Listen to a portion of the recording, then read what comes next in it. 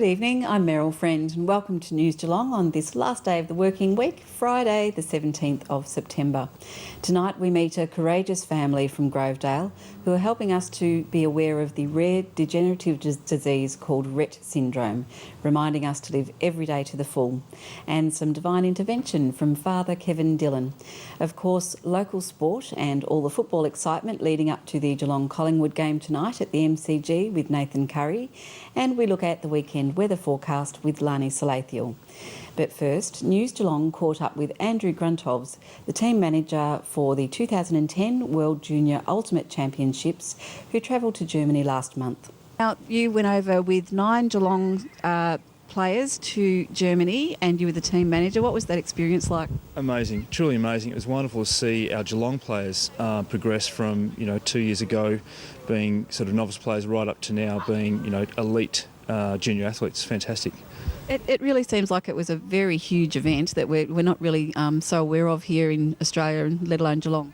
Yeah, it was. I mean, we had in total we had about 25 nations compete through under-17s and under-19s in the World Championships. 18 countries in the boys and 14 in the girls. We had about 3,500 competitors, so it was really huge. Yeah, it was amazing. And so if people are interested in getting involved, there is this group here that joins every Tuesday at 7 at the Highton Oval. Can you tell us a bit about the game and what people could expect if they came along? This is the Geelong Open Premier League, and anybody through the age of, sort of 10 to 50 can play. We've got beginners and intermediate and advanced. We've got 2 leagues, the Geelong Premier League and then the Geelong Development League. So whether you play before, whether you're a professional, everyone's welcome. The Olympic Committee are at the moment sort of deciding whether that's something they want in the Games. The only reason they don't want it in is because it's self-refereed, because of the spectator point of view. From that point of view, the spectators won't know what's going on. It has been trialled before at the Atlanta Games, and it was at the World Games last year and very successful. So it's popular, and I would think it would be there in a few years' time. And we'll be back to chat with some of the team members with Nathan in sport. Madison O'Keefe is only 5 years old, and 4 years ago she was diagnosed with a degenerative, untreatable brain disease called Rett syndrome. By age 3, she had epilepsy and scoliosis, and her leg and hip bones and muscles are slowly deteriorating. Now, Maddie is living on borrowed time, and her parents' main concern is for her happiness and comfort. Their plea to the Geelong community for help to purchase an expensive walker produced an overwhelming response. Madison was clinically diagnosed when she was 19 months of age. We noticed something was not right with Madison when she was around about 12 to 14 months old. There was things that didn't sort of seem right with Maddie and development-wise, and after a bit of investigation with our paediatrician and many tests, we found that she had Rett syndrome, which was probably the worst diagnosis of anything that they were actually looking for, because it's untreatable and there's no cure. So the treatment for Madison is basically palliative care, in the respect that we make sure that what life she has is comfortable. It's a life of bringing up a child that we know we won't have for very long.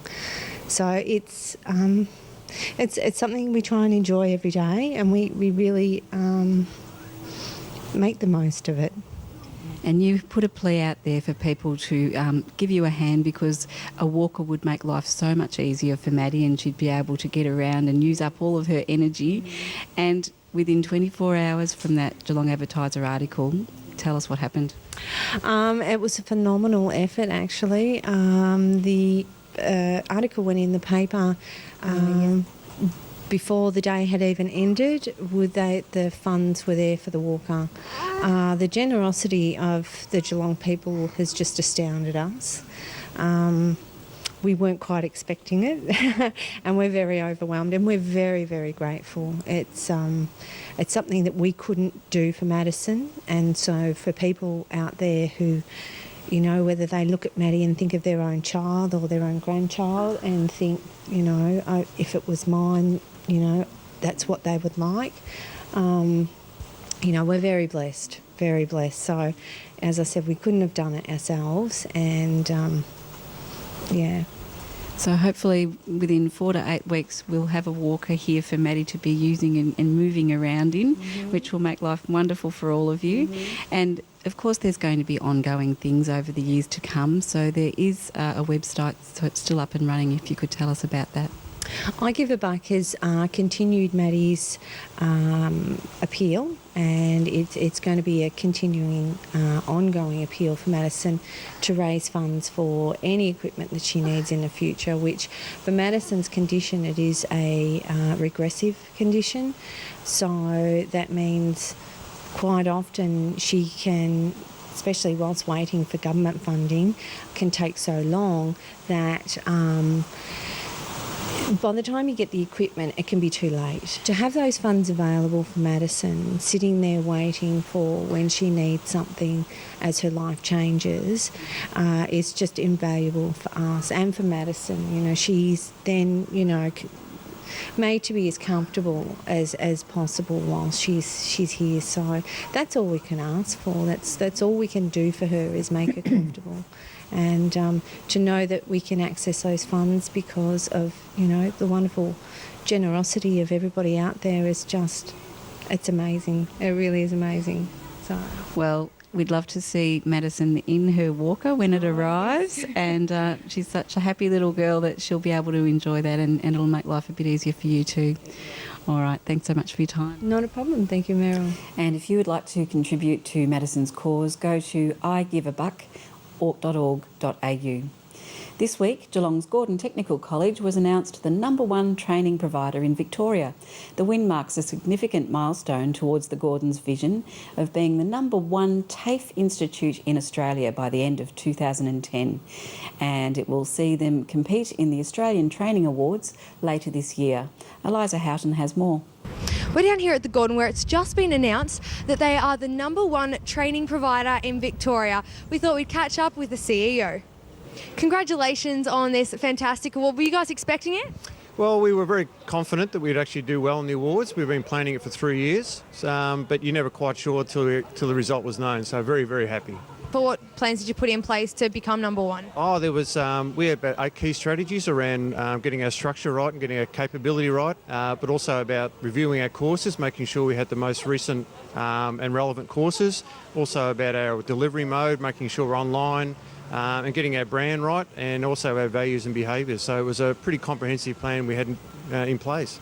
And can you tell us a little bit about what the Gordon's actually doing at the moment in terms of the courses and facilities they provide? Yeah, look, we've got about 400 courses we offer, and some of those are short courses, but predominantly our accredited courses across a whole suite of areas. So we're really focusing on the needs of the Geelong region. So all our courses are really targeting about how we can assist the Geelong regional economy in transition. So that's been our real focus.